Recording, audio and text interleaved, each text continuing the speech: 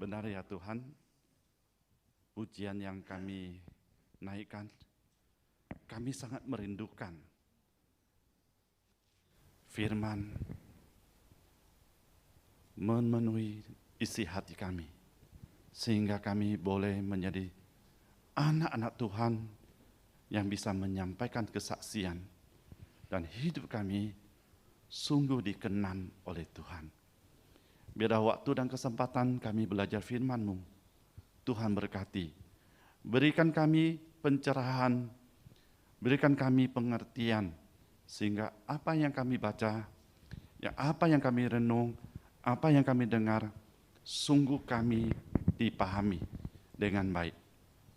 Terima kasih Tuhan, mampukan hamba-Mu, mampukan juga jemaat-Mu, kuduskan seluruh ruangan ini, sehingga kami ketika merenungkan firman Tuhan, kami sungguh dikuatkan dan diberkati oleh Tuhan. Hanya di dalam nama Yesus kami berdoa dan mengucap syukur. Amin. Silakan duduk kembali.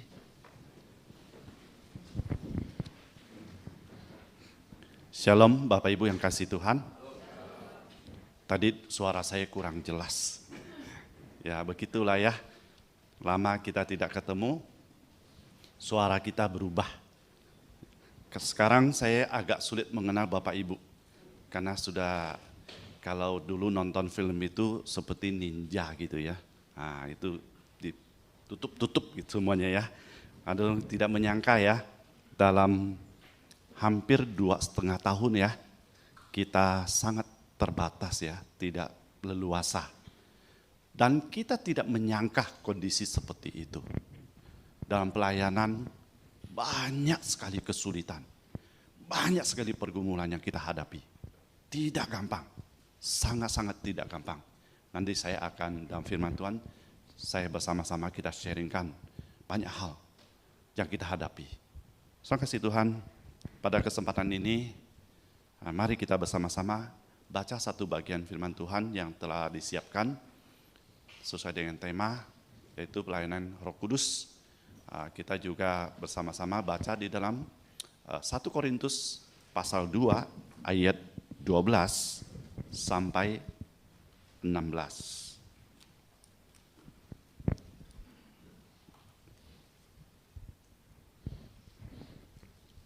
Mari kita perhatikan.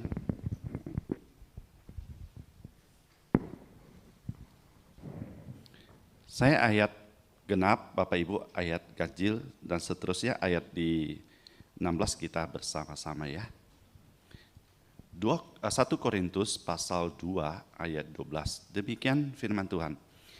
Kita tidak menerima roh dunia, tetapi roh yang berasal dari Allah, supaya kita tahu apa yang dikaruniakan Allah kepada kita.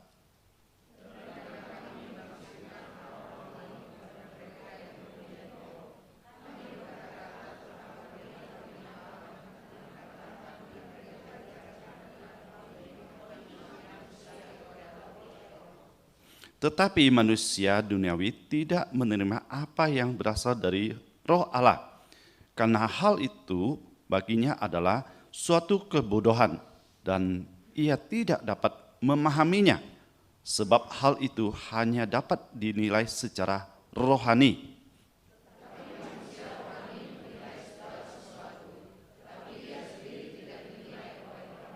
Sama-sama, sebab siapakah yang dapat sehingga ia dapat menahan, tetapi kami memiliki pikiran Kristus. Saya tambahkan 2 ayat ya, di ayat 10 dan ayat 11. Itu salah satu bagian juga dalam bagian ini ya. Oke. Karena kepada kita Allah telah menyatakan oleh roh, sebab roh menyelidiki segala sesuatu, bahkan hal-hal yang tersembunyi dalam diri Allah. Ayat 11 sama-sama. Siapakah gerangan di antara manusia yang tahu apa yang terdapat di dalam diri manusia selain roh manusia sendiri yang ada di dalam dia? Demikian pula tidak ada apa yang terdapat di dalam diri Allah selain roh Allah. Demikian firman Tuhan. Tuhan kiranya bisa menjadi bagian di dalam kehidupan kita sehari-hari ya. Saudara kasih Tuhan, satu kali teman saya itu cerita, Nah, dia mengikuti retreat itu ya. Tapi kalau ada mirip-mirip, mohon dimaafkan ya. Mohon dimaafkan. Nah, saya cerita ini lucu juga dia. Dia merasa kurang rohani gitu ya, dia bilang sama saya, dia cerita sampai dia aduh katanya, Pak Suryanto saya rasanya kurang rohani gitu. Nah, waktu dia retreat, dia ngikuti ada beberapa hari biasa itu berapa tahun lalu ya, 3 hari 2 malam biasa begitu ya. Nah, ketika dia ada perenungan, ada penyampaian, ada juga doa pribadi. Dan nanti hasil dari doa itu apa gitu. Biasanya begitu, umumlah begitu ya. Nah ketika bertemu semuanya, mereka menyampaikan, ada macam-macam lah, kesaksian, merasa diteguhkan, dihiburkan, wah banyak sekali, macam-macam gitu ya. Nah muncul tiba-tiba satu orang gitu ya, saya waktu doa didatangi oleh Tuhan. Langsung teman saya, jantungnya berdetaknya kenceng sekali. Padahal beliau itu hamba Tuhan. Ini hamba Tuhan cerita ya, hamba Tuhan. Yang cerita ini bukan hamba Tuhan, jemaat gitu. Saya didatangi Roh Kudus memberikan satu pencerahan untuk melihat ke depan. Dan kalimat berikut begitu panjang lebar. Dia nggak ceritain apa gitu ya. Wah, dia merasa, Pak Suryanto saya doa berhari-hari nggak pernah didatangi Tuhan katanya. Kok dalam 1-2 jam atau setengah hari, itu ya Bapak itu atau Ibu itu ya, sudah didatangi Tuhan. Berarti rohaninya baik sekali ya. Waduh, saudara kasih Tuhan, dia coba doa, bukan kerohanian kehidupannya sebagai orang yang jahat atau melakukan, tidak ada.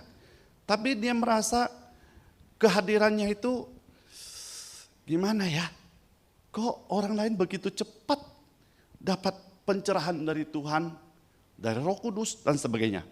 Sedangkan dia melayani, dia tidak merasakan secepat itu dan sebagainya. Soalnya si Tuhan ini menceritakan sebagai isi dari khotbah saya pada hari ini. Menggambarkan bagaimana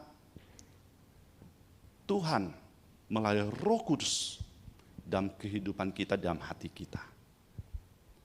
Begitu mudahnya, maksud saya adalah contoh tadi, begitu mudahnya dia mengucapkan bahwa tiba-tiba dia katakan Roh Kudus memimpin dia. Roh Kudus memberikan pencerahan begitu cepat sekali. Dalam waktu singkat sekali.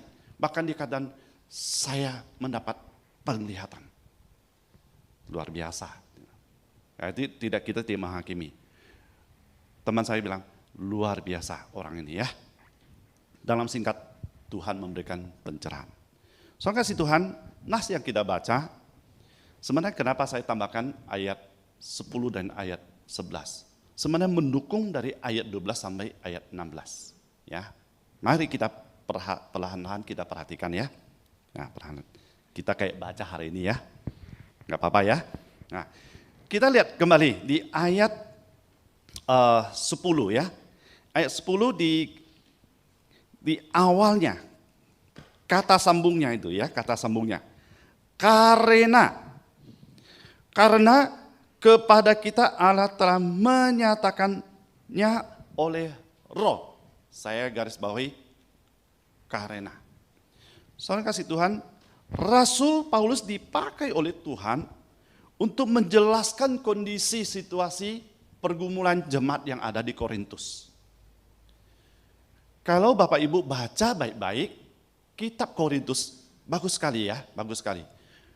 Kurang lebih dengan peradaban memang jauh sekali 2000 tahun yang lalu.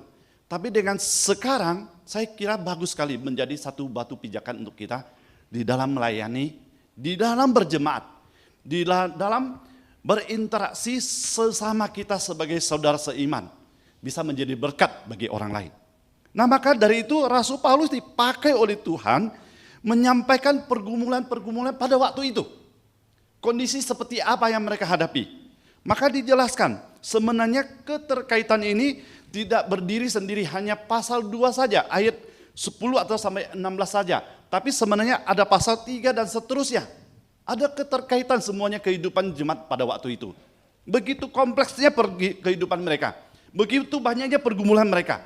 Dan banyak sekali tantangan yang dihadapi. Nah maka pada pagi ini, pada kesempatan ini, saya menjelaskan satu cuplikan saja, satu bagian firman Tuhan. Maka kita perhatikan baik-baik.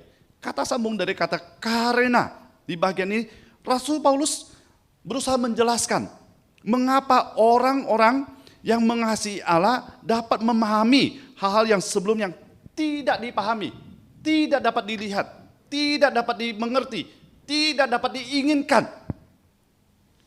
Rahasianya adalah kata berikutnya. Kepada kita, garis bawah, kita, Allah telah menyatakan. Nah ini kalimat ya, perhatikan ya. Jadi kita belajar hati-hati ya. Rahasianya ada karena kepada kita Allah telah menyatakan oleh Roh. Garis bawahi kita, bukan kepada yang lain, bukan tetangga, bukan kepada siapa-siapa orang lah, kepada kita. Ya berlaku juga untuk kita pada saat ini. Kepada kita Allah menyatakan Roh-Nya. Maka katakan di garis bawahi juga menyatakannya oleh Roh. Ya, karena kita menyatakan. Di bahasa aslinya diterjemahkan saya yang tidak sebut ya.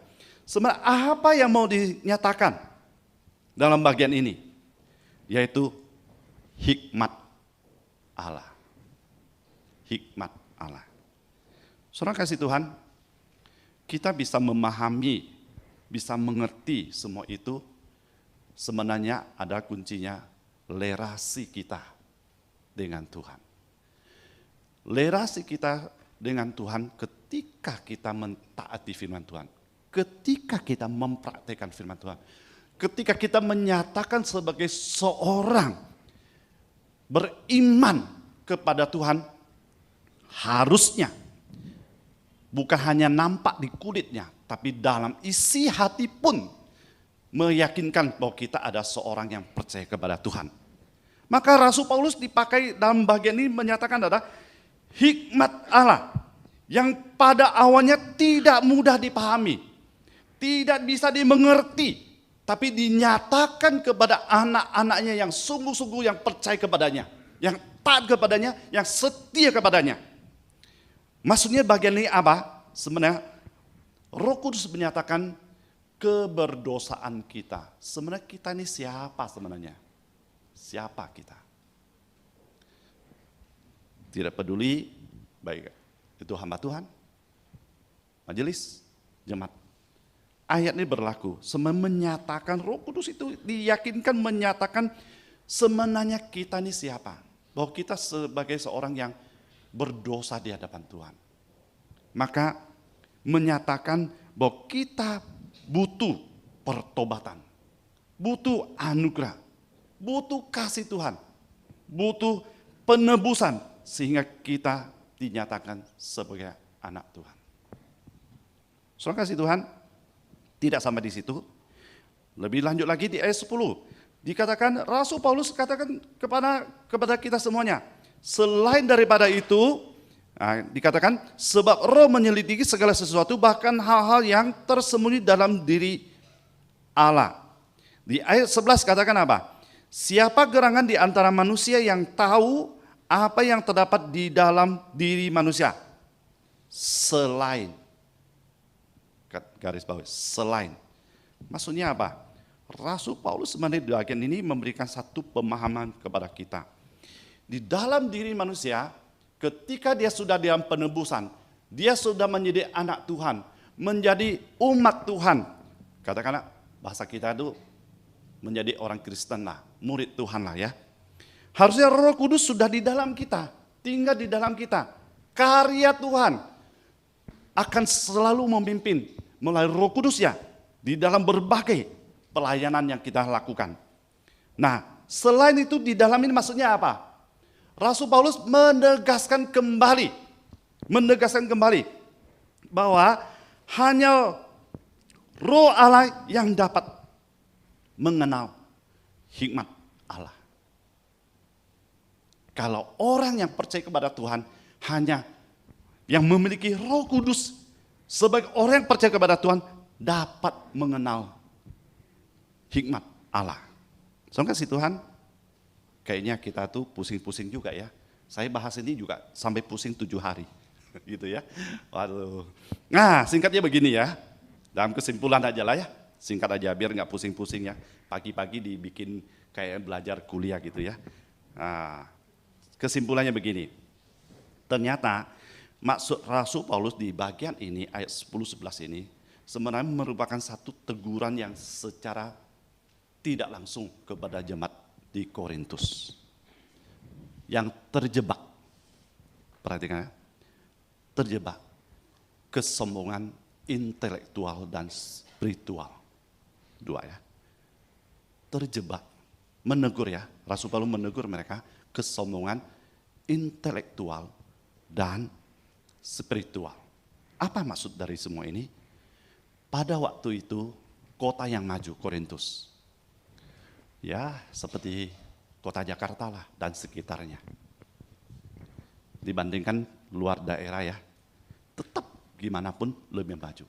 Apa yang dibanggakan kesombongannya intelektual yaitu filsafat. Dia merasa pintar, hebat, maju secara peradaban dan di dalam ilmu pengetahuan dan sebagainya pada waktu itu. Sehingga merasa orang Kristen, orang yang percaya kepada Tuhan, kalau baca baik-baik ya, yang percaya kepada Tuhan, apalagi salib, itu adalah sebuah kebodohan. Itu adalah sebuah kebodohan. Nah, secara spiritual apa itu? Mereka jatuh ke dalam kesombongan. Yaitu, maaf sekali ya, dia merasa jemaat Korintus begitu diberkati, bisa bahasa roh, diberikan karunia begitu banyak. Dia melakukan melebihi daripada orang lain, jemaat-jemaat yang lain. Di sini dia jatuh kesombongan, merasa lebih rohani dibandingkan yang lain. So kasih Tuhan di dalam dua bagian ini apa? Dia merasa memiliki intelektual dibandingkan yang lain. Makanya orang-orang itu dari daerah, contoh ya, dari daerah suka ke Jakarta untuk belajar, untuk mendalami ilmu. Ketika pulang, nah beda lagi penampilannya, ya. Kalau cerita panjang sekali. Nah panjang sekali ya. Kalau saya kan dari daerah, ada yang ngomong begini. Saya kan sudah tinggal di ibu kota. Ibu kota kita sudah mau pindah ya di Kalimantan ya, gitu ya. Maaf ya. Jadi makanan itu di kampung itu jantung pisang tahu ya? Tahu ya. Kesukaan juga ya. Saya juga suka.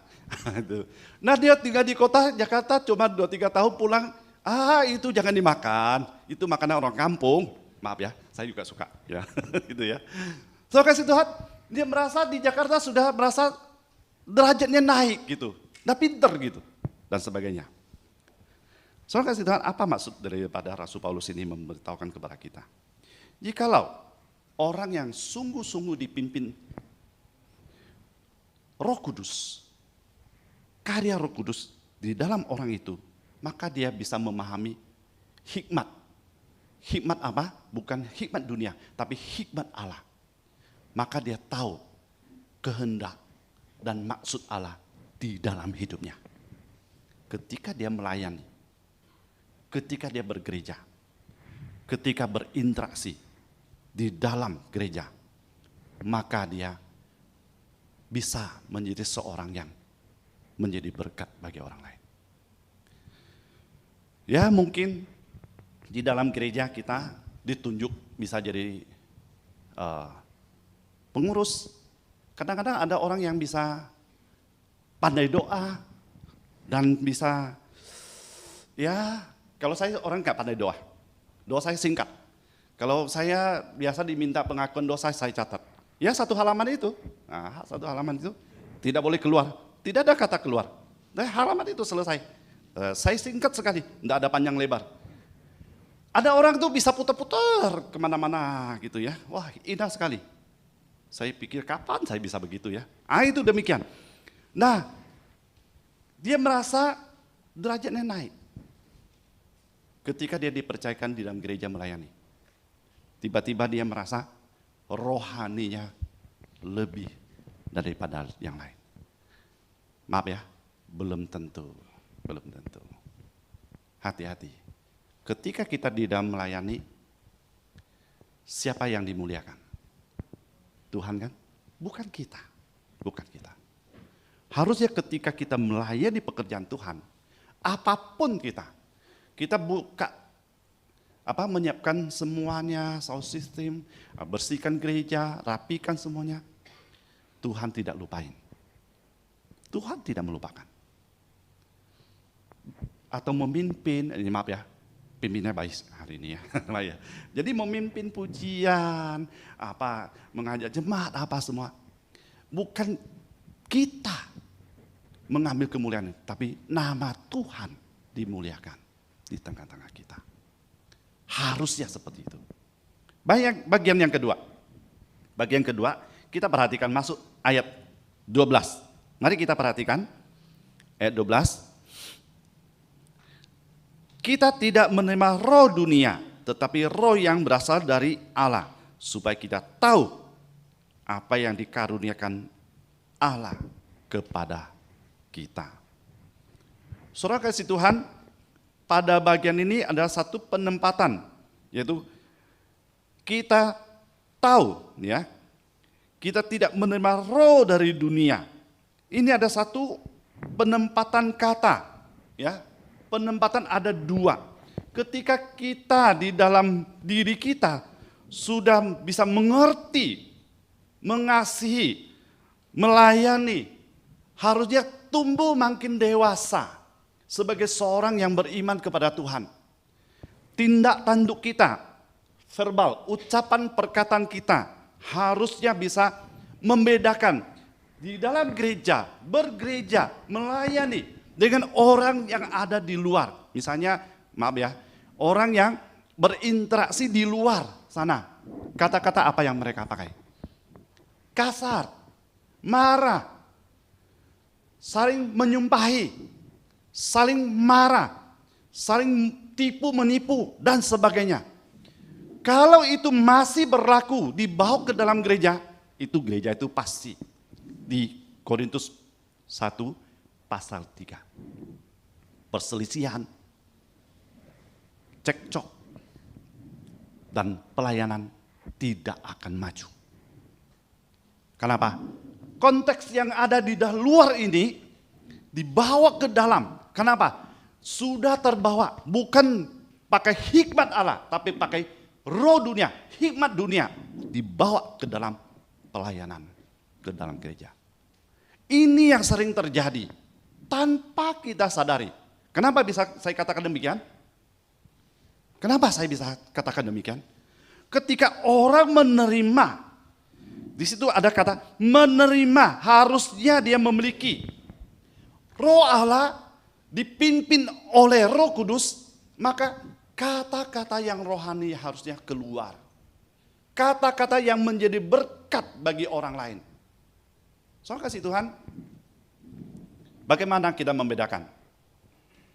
Saya pernah dulu, maaf ya, ini maaf sekali, minta maaf. Ada dua ibu ya datang kepada saya, dia cerita. Dua ibu ini maksudnya begini, anaknya yang menikah, jadi besanan ini baik gitu ya, mak-mak ini, nenek-nenek ini baik gitu. Dia sangat sedih melihat anaknya. Setelah menikah punya anak 1 atau 2 itu saya lupa, berantem terus. Perang Dunia Kedua Dilanjuti Perang Dunia Ketiga. Perang terus, di dalam rumah itu gempa bumi terus. Tahu ya gempa bumi ya? Tahu ya? Piring, ada UFO terbang gitu ya. Sampai suami datang, HP dibanting. Aduh sayang sekali HP-nya bagus-bagus dibanting-banting gitu ya. Kasih saya gitu ya. Wah dibanting-banting, HP bukan 1 atau 2, banting. Pokoknya keluar dari rumah itu gak tahu siapa yang babak belur. Ada biru-biru dan semuanya. Dia datangi saya karena 2 ibu ini kenal saya. Tapi jangan cari di GKY, enggak di GKY. Itu udah lama itu ya cerita. Nah akhirnya keluarga ini pasti pisah lah. Sudah pisah, sudah urusan ke pengadilan. Waduh, saya bilang, bagaimana aku nolong ya? Sudah sampai di pengadilan, sudah sah untuk pisah. Tinggal tunggu ketok, keluar kok suratnya. Waduh, saya bilang gimana ya? Udah, saya telepon. Dua-duanya datang. Datang di depan saya, suami istri saya masih begini. Ya ampun, kayak gimana ya? Saya mau ngomong apa? Bapak Ibu mau bantu saya. Mau ngomong apa? Suami istri, saya tanya, dulu pacaran nggak begitu ya? Atau memang begitu? Gara-gara apa? Perkataan. Bapak Ibu, gara-gara perkataan. Perkataan seseorang. Suaminya datang pulang ke rumah, istrinya kayak latihan karate lah ya, jadi sansa. Makanya gempa bumi dalam rumah. Apa saja dibanting, apa saja dipukul.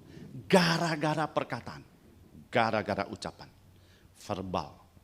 Saudara kasih Tuhan, kita jadi anak Tuhan dari pengalaman ini. Saya kasus ini hari ini tidak jadi pisah dan keluarga ini sangat diberkati. Saya doa pada waktu itu, saya minta Tuhan tolong bagaimana saya ucapkan kata yang baik untuk mereka. Terlintas dalam pikiran saya. Ya, saya yakin itu pasti karya Roh Kudus. Terlintas. Saya bilang, kalian mau pisah? Pikirkan anak kalian. Nanti anak kalian jadi apa? Nangis dua-duanya. Jangan pikirkan kalian berdua enak, tapi anak kalian jadi apa? Maksudnya sama, kita melakukan segala sesuatu, pikirkan baik-baik, ucapan kata baik-baik. Jangan kehadiran kita bikin huru hara. Nah seperti tadi itu keluarga itu, bikin huru hara, aduh ampun. Sampai besanano nangis di depan saya gak bisa apa-apa, saya gak berdaya, saya bilang. Saya juga manusia, saya gak sanggup nangani. Tolong Pak, kami mohon, sampai mau lutut. Ya udah, kalau gitu saya tolong. Saya pikir mau nolong apa? Udah kondisi begitu. Saudara kasih Tuhan, ketika kita sudah menerima Roh Kudus di dalam diri kita, Roh Kudus sudah tinggal di dalam diri kita, harus kita menaruh diri kita dipimpin oleh Tuhan, oleh Roh Kudus. Maka hal-hal yang tidak baik, sifat-sifat atau karakter kita tidak baik, harusnya kita tinggalkan. Harusnya kita jauhi. Pertanyaan saya begini, untuk kita renungkan. Saya kalau besuk itu ya, kalau pasangan muda gitu, biasanya begini. Pak, anak saya ini mirip siapa? Aduh, susah lah saya jawab lah, sekarang pakai masker. Kecil-kecil juga pakai masker, gitu ya. Mirip siapa yo?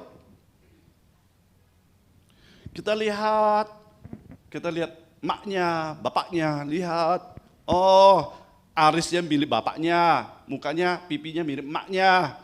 Nah, saya pakai begitu, biar adil. Coba bilang, mirip maknya, bapaknya. Itu kan anakku juga gitu. Wah bisa jadi masalah. Saya bilang, paru-paru ya. Nah ini arisnya mirip siapa, mukanya mirip siapa. Isinya nanti mirip siapa, nanti tunggu dia besar. Nah gitu ya. Wah jadi mereka senang. Jadi apa? Merasa, bagianku juga. Maknya bilang, bagianku juga. Dan sebagainya. So kasih Tuhan, kehadiran kita mirip siapa? Mirip dunia? Atau makin kita beribadah, makin kita menyembah Tuhan, makin kita percaya kepada Tuhan, mirip dunia atau makin mirip Tuhan. Kita sering nyanyikan lagu, kita mau seperti Tuhan Yesus. Hati dan pikiran, sikap kita, tindak tanduk kita kelihatan ketika kita punya masalah, ketika kita punya pergumulan, ketika kita menghadapi dunia ini. Terima kasih Tuhan. Ini menolong kita supaya menyatakan apa? Menyadari bahwa kita ini harus ada pertumbuhan, makin dewasa. Makin hari makin dewasa, menjadi orang Kristen makin dewasa. Bukan makin bikin kondisi yang merecokin ya, apa merecokin ya. Bikin huru hara lah, bikin kesusahan orang. Harus kita menyadari kita ini orang berdosa. Butuh perdobatan. Makanya di dalam GKY ibadah, baik saya melayani di gereja lain juga ada pengakuan dosa. Seperti tadi ya, yang mimpin. Ada pengakuan dosa. Kita menjalani kehidupan ini mungkin ada kata-kata tak sengaja kita ucapkan. Tidak baik. Datang kepada Tuhan. Saya usul. Bagian ini jangan ditinggal. Renungkan sebentar. Ingat-ingat sebentar. Kita mohon pengampunan Tuhan. Ini baik sekali. Kenapa? Kita sudah dikuduskan, disucikan. Harusnya ambil bagian ini. Supaya makin hari hidup kita makin dikenan dan memancar kemuliaan Tuhan.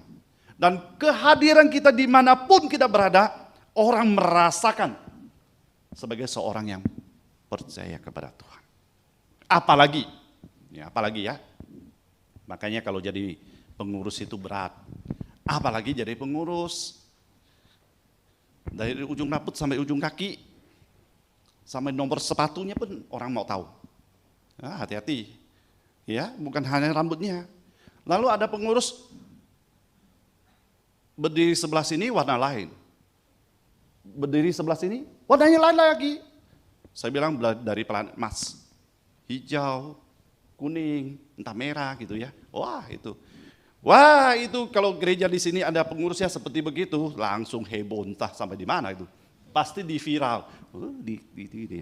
Sekarang pakai gini, makanya kayak hati-hati ya, beda sedikit langsung direkam. Langsung di viral. Sekampung tahu semuanya. Soalnya kasih Tuhan, waduh tidak baik ya.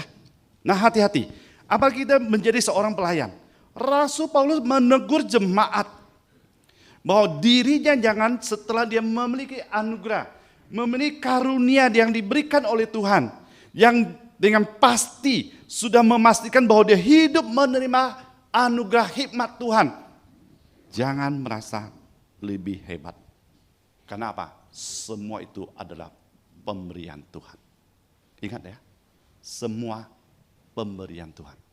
Kita bisa mengerti siapa kita, itu juga pemberian Tuhan. Kita menyadari bahwa kita berdosa, itu juga anugerah Tuhan. Saya kasih contoh singkat. Mengapa? Kadang-kadang kita injili orang, sampai mulut kita berbusa-busa, sampai kita capek, sononya tak paham-paham. Baru-baru ini, ini di GKY. Nah, GKY adalah GKY lah. Mengunjungi satu ibu ya, pergi doain, baik. Kunjungi, baik. Semua dilakukan, berulang kali dilakukan. Apa yang terjadi? Tetap tidak ada respon. Apa salah? Enggak. Saya tahu dari siapa? Keponakannya ke GKY cerita sama saya. Pak, kasihan GKY, berulang kali datang. Telepon, kunjung. Ini COVID masih kunjung. Tetap tidak dianggap. Enggak dilayani. Terus telepon saya. Iya. Dia sangat positif dengan Bapak. Nah, maaf ya, saya bukan bangga. Kenapa? Ternyata ibu ini Pandainya cuma bahasa daerah, bahasa Kek atau bahasa Teochew. Nah, itu masalahnya, bukan sayanya gitu loh, bukan sayanya. Ternyata ibu ini adalah lebih fasih bahasa Kek dan bahasa Teochew. Nah, saya ACDC duanya. Nah, saya bahasa Teochew, saya ngomong-ngomong bisa lupa. Saya bawa istri saya, asli orang Teochew. Dah masuklah ngomong lah. Saya ajak ke gereja. Oke. Kaget juga saya. Saya injili. Boleh, saya ke gereja. Kaget juga. Tapi harus pakai bahasa dewa gitu ya Bapak Ibu. Nah itu kan gampang. Bukan karena saya ada apa. Ternyata satu budaya, satu bahasa. Beda dia terima. Beda. Soalnya kasih Tuhan, nas ini mengingatkan kepada kita. Ya mengingatkan kepada kita. Supaya apa? Kita jangan merasa lebih daripada orang lain. Nah kita tutup dalam bagian ini, kita baca ayat 15-16 ya. Tetapi manusia rohani menilai segala sesuatu, tetapi ia sendiri tidak dinilai oleh orang lain. Ayat 14-15 ini sebenarnya menjelaskan kepada kita. Sebenarnya yang kita sudah bagian di dalam kerohanian, seorang yang sudah percaya kepada Tuhan, makanya di sini Rasul Paulus menuliskan, mengapa orang-orang rohani tidak dapat dinilai oleh mereka yang tidak memahami atau dunia.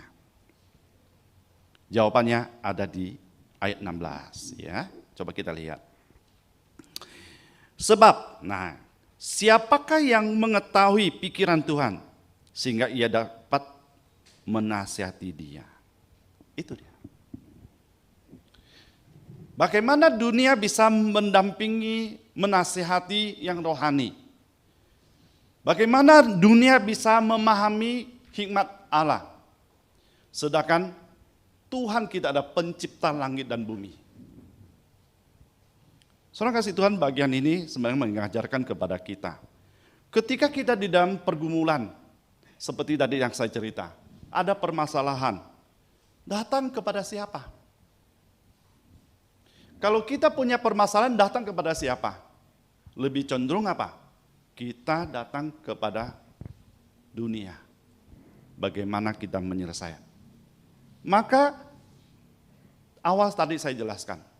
Roh dunia, duniawi maksudnya dunia manusia yang masih dunia dibawa ke dalam gereja, itu berbahaya. Kenapa? Ketika ada pergumulan, pelayanan ada kesulitan, maka gaya ini akan muncul. Jadi akan saling dengan kekuatan, dengan keberanian. Akan saling serang. Saya kasih contoh supaya kita paham. Saya pernah diceritain sama teman, ya, karena hubungan hamba Tuhan banyak ya. Dia melayani di Kaltim. Di Kaltim itu belasan tahun yang lalu.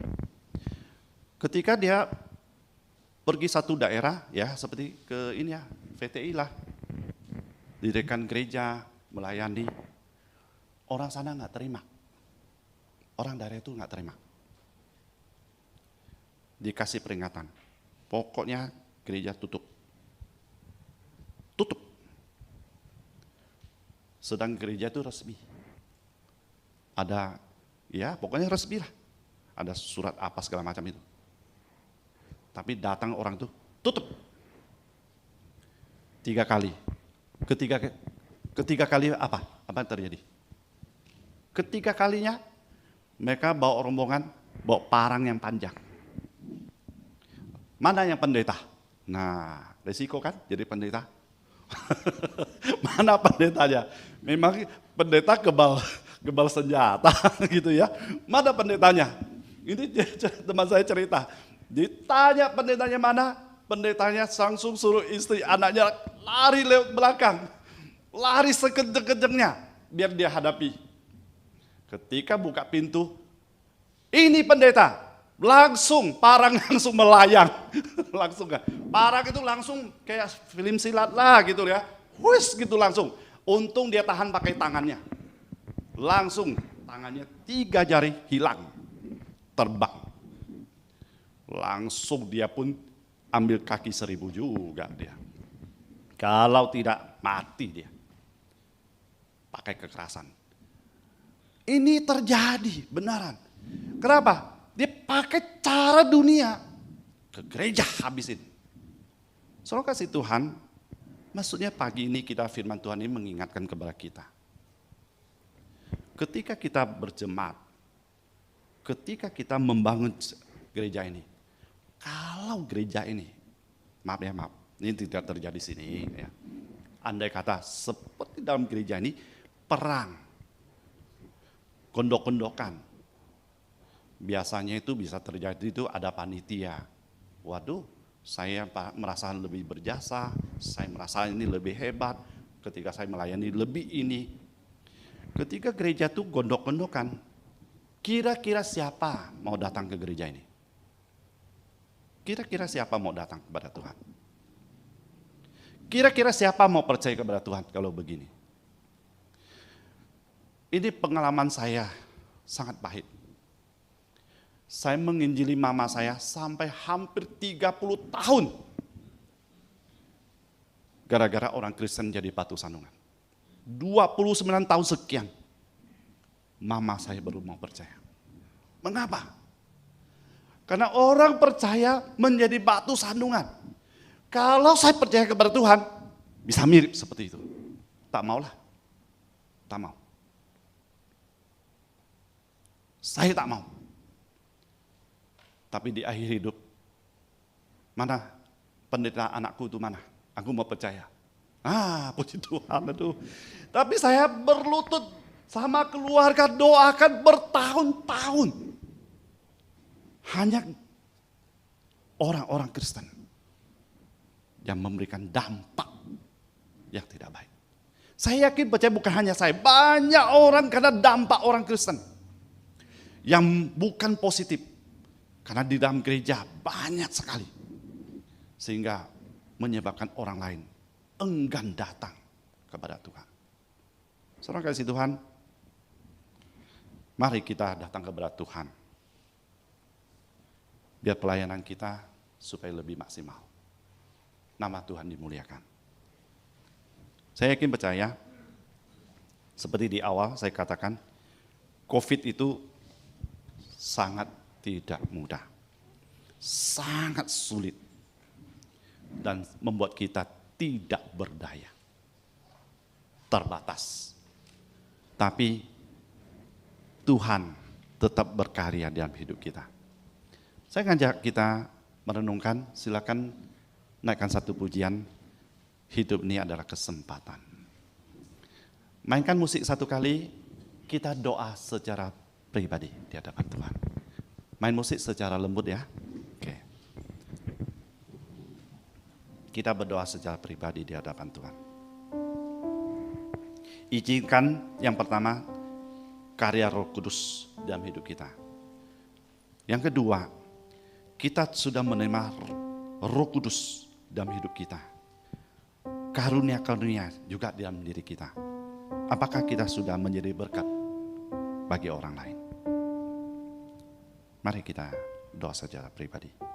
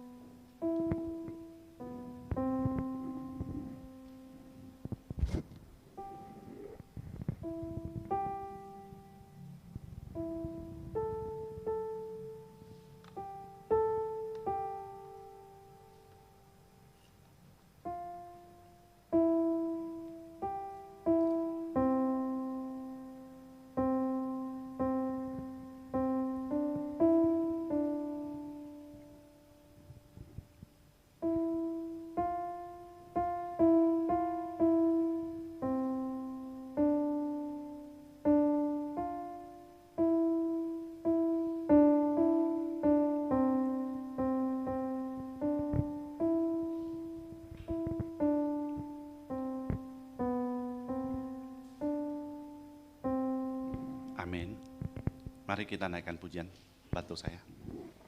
Hidup ini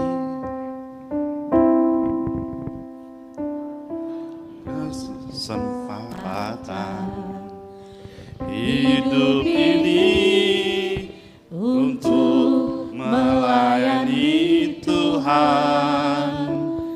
Jangan sia-siakan waktu yang Tuhan beri. Hidup ini hanya sementara. Oh Tuhan, oh Tuhan, pakailah hidupku selagi aku masih kuat. Bila saatnya nanti ku tak berdaya lagi, hidup ini sudah jadi berkat. Dengan sikap berdiri kita nyanyikan sekali lagi bait ini. Hidup ini adalah kesempatan, hidup ini untuk melayani Tuhan. Jangan sia-siakan waktu yang Tuhan beri. Hidup ini hanya sementara. Oh Tuhan, oh Tuhan, pakailah hidupku selagi aku masih kuat. Bila saatnya nanti ku tak berdaya lagi, hidup ini sudah jadi berkat. Oh Tuhannya kita setengah suara. Oh Tuhan, lebih lembut lagi. Pakailah hidupku, jadikan komitmen kita. Selagi aku masih kuat, bila saatnya nanti ku tak berdaya lagi, hidup ini sudah jadi berkat. Lebih lembut lagi, oh Tuhan. Oh Tuhan, lebih rendah lagi. Lebih rendah lagi. Hidupku selagi aku masih kuat, bila saatnya nanti ku tak berdaya lagi, hidup ini. Sekali lagi dengan suara lembut sambil merenungkan kata-kata ini. Oh Tuhan, pakailah hidupku. Amin. Selagi aku masih puji Tuhan. Bila saatnya nanti ku tak berdaya lagi, hidup ini sudah jadi berkat. Mari kita bersatu dalam doa. Bapa yang di surga, kami yakin dan percaya sampai detik ini Tuhan memberikan kesempatan kepada kami di dalam melayani, di dalam berinteraksi, dalam berjemaat, dalam keluarga, dalam pekerjaan. Kami sungguh meyakini hari ini juga anugerah Tuhan tidak berkesudahan dalam hidup kami. Terpuji namamu ya Tuhan. Kami serahkan seluruh jemaat-Mu di tempat ini. Pakailah mereka menjadi berkat bagi orang lain. Baik dalam keluarga, dalam pekerjaan, dalam pelayanan. Dimanapun kami berada, Tuhan berkati kami. Supaya kami menjadi berkat bagi mereka semuanya. Terima kasih Tuhan. Firman-Mu sudah kami mendengar pencerahan. Biar kami mentaati, kami simpan dalam hati. Hanya di dalam nama Yesus kami berdoa bersyukur. Mari katakan sama-sama. Amin.